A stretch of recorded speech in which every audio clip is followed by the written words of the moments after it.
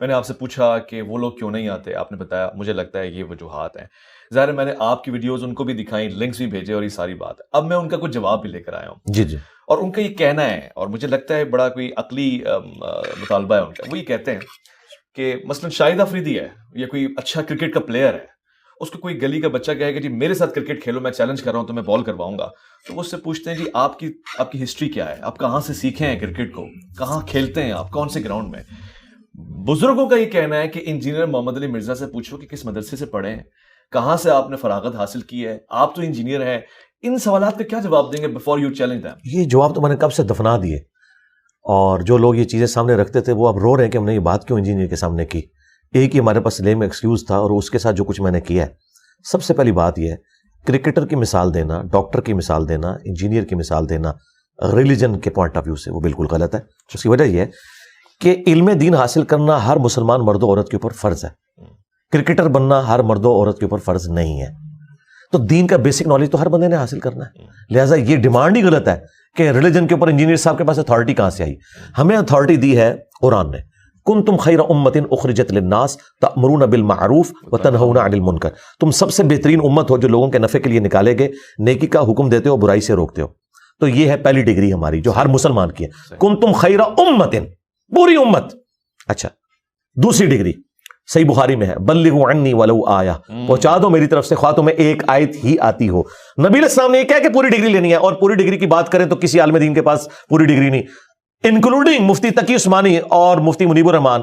1000 آیات قرآن کی scientific facts کے اوپر ہیں. اس کی تشریح تو میں ان سے بہتر کر سکتا ہوں، اس میں تو وہ میرے اسٹوڈنٹ بنیں گے. تو اس کی بنیاد پہ کیا میں انہیں جاہل کہنا شروع کر دوں گا؟ ان کو سائنس آتی ہے، مجھے بتائیں. انہوں نے سائنس پڑھی ہوئی ہے، میں اپلائیڈ سائنسز کا اسٹوڈنٹ ہوں، میکینیکل انجینئرنگ میں نے کی ہوئی ہے. میں نے تو آج تک دعویٰ نہیں کیا کہ کوئی مفتی یہ بات نہ کرے. آپ نے کتنی کتابیں لکھی مفتی تقی عثمانی صاحب نے؟ جی میں آگے آ رہا ہوں. تیسری بات، آج اگر کوئی مفتی سورج گرہن اور چاند گرہن کو سمجھانے کے لیے اپنے آڈینس کو بتاتا ہے کہ چاند گرہن کس وقت لگتا ہے اور سورج گرہن کس وقت لگتا ہے، کہ سورج گرہن اس وقت لگتا ہے کہ جب چاند سورج اور زمین کے درمیان آتا ہے، آج تک کسی آڈینس نے پوچھا کہ حضرت آپ تو سائنٹسٹ نہیں، آپ یہ بات کیوں کر رہے ہیں؟ وہ کیا کہے گا؟ بھائی میرے فیکٹ سے اختلاف کر کے بتاؤ میں غلط کہہ رہا ہوں کہ نہیں. یہی کہے گا نا. یہ تو نہیں کہے گا میرے پاس ڈگری نہیں ہے تو میں اس کو بیان ہی نہیں کروں گا. اسی طریقے سے ایک اور مثال، مفتی صاحب نے اپنے گھر میں ایئر کنڈیشن لگانا ہو اور اس کا انٹرنل یونٹ وہ کاریگر تھوڑا سا ٹیڑھا لگا دے اور آپ کے سامنے وہ لگ رہا ہے، تو مفتی صاحب یہ نہیں کہیں گے کہ اس کو سیدھا کرو. آگے سے کہا تیرے پاس ڈگری ہے، یہ کام تو میرا ہے. کہ یار ڈگری کو چھوڑو، لیکن مجھے نظر آ رہا ہے کہ غلط ہے. تو سرکار مجھے نظر آ رہا ہے چشتی رسول اللہ کفر ہے، اشرف تھانوی رسول اللہ کفر ہے، مجھے تو نظر آ رہا ہے، یہ میرا بنیادی عقیدہ ہے. پانچویں دلیل، اگر آپ کو پرائمری اسکول کا بچہ آ کے یہ کہے کہ سورۃ البقرہ کی آیت نمبر 279 میں لکھا ہے کہ جو سود کھاتا ہے اللہ اور اس کے رسول عز و جل و صلی اللہ علیہ وآلہ وسلم کا اعلان جنگ ہے، تو آپ اسے یہ کہیں گے کہ جاؤ پہلے ڈگری لے کے آؤ. لہٰذا میں یہ بات نہیں مانتا. اگر آپ یہ بات کریں گے تو آپ مفتی کے آپ کافر ہو جائیں گے. آپ کا کام ہے آپ اسے دیکھیں، اس ریفرنس کو چیک کریں. ہم بھی ریفرنس دیکھ رہے ہیں. چھٹی دلیل دیکھیں، میں ایک ترتیب سے صحیح بخاری میں کہ شیطان نے انسانی شکل میں آ کے آیت الکرسی کا وظیفہ سکھایا حضرت ابو ہریرہ کو. نبی علیہ السلام نے کیا فرمایا؟ ہے شیطان تھا لیکن بات سچی کی. اگر شیطان سچی بات کرے تو لے لے، انجینئر صاحب کریں تو نہ لے. اور ساتویں دلیل جہنم کے 7 دروازوں کی نسبت سے، چلے طواف کعبہ کے 7 چکروں کی نسبت سے، یہ 7 دلائل ہیں. 6 دلائل میں آپ کے سامنے رکھ چکا ہوں. 7ویں دلیل یہ ہے کہ جامعہ ترمذی میں حدیث موجود ہے، اس کو سپورٹو ابن عباس کا بھی قول ہے کہ حکمت مؤمن کی گم شدہ میراث ہے، جہاں سے بھی ملے لے لو. مجھے بتائیں، آپ سب کچھ تو غیر مسلموں سے لے رہے ہیں، وہاں تو آپ نہیں کہہ رہے ان کے پاس کوئی ڈگریاں نہیں ہیں. ٹھیک ہے، یہاں جب باری آئی ہے تو آپ ڈگریوں کی بات کر رہے ہیں. آپ بات کو چیلنج کرو.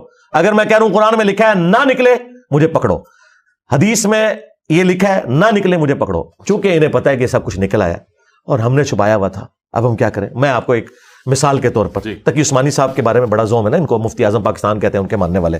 تو کیا بریلوی مانتے ہیں مفتی اعظم پاکستان؟ کیوں نہیں مانتے؟ ڈگری مان لی. 8ویں دلیل جنت کے 8 دروازوں کی نسبت سے.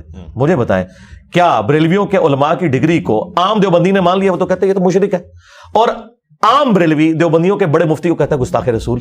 ڈگری کو چھوڑ دیں، وہ تو اسلامی مشکوک مانتا ہے. میں نے 8 دلائل آپ کے سامنے رکھیں کہ یہ خود بھی ایک دوسرے کی ڈگری مانتے ہیں. تو میری ڈگری کہاں سے انہوں نے ماننی ہے؟ ڈگری کی تو ضرورت ہی نہیں، میں تو دلائل سامنے رکھ رہا ہوں. تقی عثمانی صاحب نے خلافت و ملوکیت کا جواب اپنے زوم میں دینے کے لیے مولانا مودودی رحمہ اللہ کے اوپر گرفت کی کہ انہوں نے کہا کہ حضرت معاویہ رضی اللہ عنہ کے دور میں سب و شتم ہوتا تھا ممبروں سے مولا علی علیہ السلام کے اوپر. تو ان کا یہ بالکل جھوٹ ہے.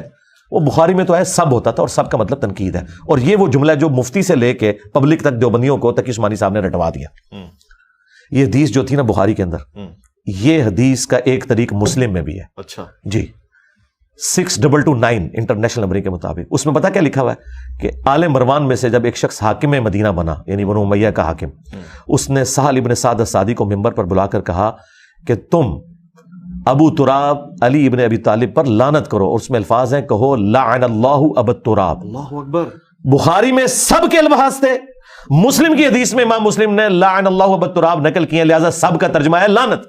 مفتی تقی عثمانی نے اپنی کتاب میں اگر یہ جھوٹ جو لکھا کہ یہ سب تنقید ہوتی تھی, اور میں اس سے یہ بھی پوچھوں گا کہ یہ حضرت علی پہ تنقید کرنا ثواب کا کام ہے؟ اللہ اکبر. اس نے جھوٹ اپنی پبلک کو سکھایا کہ یہ سب تنقید تھا, لعنت نہیں ہوتی تھی. وہ حدیث مسلم میں 6229 تھی, اس میں واضح موجود تھا لعن اللہ ابا تراب. اگر تو تقی عثمانی نے یہ جان بوجھ کے جھوٹ بولا تو یہ عالم کہلانے کا حقدار نہیں ہے, اس نے منافقت کی ہے. لیکن میں یہ نہیں کہتا, میں تو حافظ اللہ کہتا ہوں. میرا خیال ہے یہ جاہل تھے اس ٹاپک سے.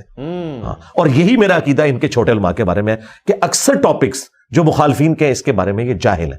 میں کیوں ان کے حساب کے اوپر سوار ہو گیا ہوں بھائی؟ میں سارے فرقوں کے پاس رہا ہوں, میں نے ساروں کے دلائل سیکھے, اس کے بعد میں ان کے اوپر مسلط ہوں الحمدللہ. اچھا آپ ظاہر انسان ہی ہے, آپ یہ دعویٰ تو نہیں کر رہے کہ آپ پیغمبر ہیں. جی جی نعوذ باللہ. آپ کی عصمت. جی جی نا آپ سے بھی غلطیاں ہوں. جی جی ہوتی ہیں غلطیاں. سب سے بڑی غلطی جس پہ آپ ریگریٹ کرتے ہیں جی, علمی محاذ پہ کوئی غلطی ہو گئی؟ علمی محاذ کے اوپر سوائے میرے کوئی اور بندہ نہیں ہے جس نے ویڈیو ریکارڈ کرائی ہو انجینئر محمد علی مرزا کے 10 رجوع. اچھا مجھے ذرا تقی عثمانی کا کوئی ایک رجوع والی ویڈیو دکھائیں اور اس کی ہیڈنگ یہ ہو. میں کہتا ہوں, یہ میں اکثر بولتا ہوں ہمسا ہو تو سامنے آئے, یہ میں تکبر کے طور پہ نہیں بولتا. ہر وہ گندگی جس کو تم گندگی سمجھتے ہو نا, اللہ نے میرا دامن اس سے پاک رکھا ہے, اور تمہارے بزرگوں میں وہ بدرجہ عتم موجود ہے. تکفیری سوچ ہو, تکبر ہو, انا ہو, یہ میرا جو پیشن ہے نا, یہ میرا تکبر نہیں ہے, یہ میرے ایمان کا تقاضا ہے. اگر میں کانفیڈنس لوز کروں, میں جب کہتا ہوں یہ قرآن میں لکھا ہوا ہے, تو یہ میں قرآن کے اندر اپنے ایمان کا اظہار کر رہا ہوں. یہ انداز, یہ نبی اسلام کا انداز ہے. صحیح مسلم میں 2005 نمبر حدیث ہے, نبی اسلام جب ممبر پہ چڑھتے جابر بن عبداللہ کہتے ہیں, اور اس حدیث کو امام جعفر نے اپنے والد امام باقر سے اور انہوں نے جابر بن عبداللہ سے روایت کیا ہے, تو نبی اسلام کی آواز بلند ہو جاتی, غصے میں اضافہ ہو جاتا, آنکھیں سرخ ہو جاتی, گویا ایک جرنیل اپنی فوج کو تیار کر رہا ہے. یہ سٹائل تو نبی اسلام کا ہے, یہ صرف میرا اور ڈاکٹر اسرار کا سٹائل نہیں ہے. لیکن یہ چونکہ اس سٹائل کے عادی تھے جس میں انہوں نے جھوٹ سن کے تو لوری دے دے کے سلا دیا امت کو, تو اب ان کو یہ سٹائل آکورڈ لگتا ہے. انہیں یہ پتا نہیں ہے سنت سٹائل ہے. باقی نارمل گفتگو میں تو ایک اچھے طریقے سے کرتا ہوں. اب مجھے بتایا شاید افریدی جب اپنے گھر میں اپنی بیوی سے روٹی مانگتا ہوگا تو پیار سے بات کرتا ہوگا, لیکن اس کی بیوی نے کبھی اسے تان کیا ہے کہ میدان جنگ میں جا کے, یعنی کہ کرکٹ کے میدان میں, یہ تم ایسے سے کیوں کرتے ہو, تم میرے سے کیوں, یہ کون گلا کیوں ہوتا ہے؟ ہاں آپ مجھ سے یہ بات کریں کہ میں نے کسی کو گالی دی ہو یا میں نے کوئی ریفرنس غلط کوٹ کیا ہو, تو الحمدللہ میں ہر وہ معاملہ جس کو یہ برائی سمجھتے ہیں اپنے دامن کو اس سے پاک کر کے چلتا ہوں, اور ہر وہ اچھائی جو یہ کلیم کرتے ہیں وہ اللہ کے فضل سے میرے اندر موجود ہے. اور ان کے بزرگوں میں نہیں, یہ کہتے ہیں نا اچھائی ہونی چاہیے, تکفیر نہ کرو. تمہارے سارے بزرگ تکفیر کر کے گئے. حسام الارمین میں دیوبندیوں کی تکفیر ہوئی ہے, اور المحند میں انہوں نے بریلویوں کی تکفیر کی ہے, شیطانی لشکر کہہ دیا احمد بریلوی کو, اور خوارج کی جماعت اہل حدیث کو کہا ہے. وہ تمہارے سارے بزرگ, اور اس پہ اشری تھانوی کے سگنیچر ہوئے ہیں. یہی تک کہ سماری صاحب کہتے تھے ہمارے بزرگ تو بڑی احترام سے بزرگوں کا نام لیتے تھے, المحند علی المفند, ہند کی تلوار ایک سٹھائے ہوئے پاگل بابے کے سر پہ. جب آپ احمد بریلوی کو المفند کہہ رہے ہو تو تمہارے اخلاقیات کہاں گئے؟ میں نے تو کبھی نہیں ان کو کہا المفند. ہاں میں نے جنرل کہا ہے المحندث علی المفندین. ہاں انجینئر ہیں آپ. ہاں انجینئر تمام مفندین کے اوپر. اب مفندین کون ہے؟ میں نام کسی کا نہیں لیتا. ہر وہ بندہ جو چشتی رسول اللہ اشرف رسول اللہ کا دفاع کرتا ہے وہ مفند ہی ہے نا. بہت بہت شکریہ انجینئر محمد علی مرزا صاحب. یہ گفتگو انشاءاللہ جاری رہے گی. آپ کی گفتار سے جن لوگوں کو اور جو معاشرے میں موت پڑ گئی ہے پہلے اس پہ بھی ہم بات کر لوں. مثلا آپ نے لتاڑ دیا مفتی حنیف قریشی صاحب کو, اور فرقوں کی دکانیں بند. The damage has been done.